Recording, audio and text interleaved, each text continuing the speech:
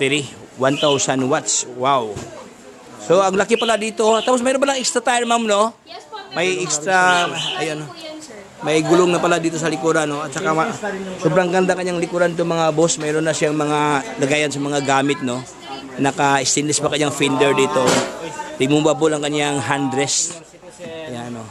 Yung mga... Maganda dito, sir, is yung passenger natin. Passenger seat is converted for cargo. Aside po dun sa may box po dun, sir. So, maliban pa dito sa may basket, itong sakayan sa passenger, pwede mo lagyan ng mga bagahe pala. Ayan. May reverse camera pala.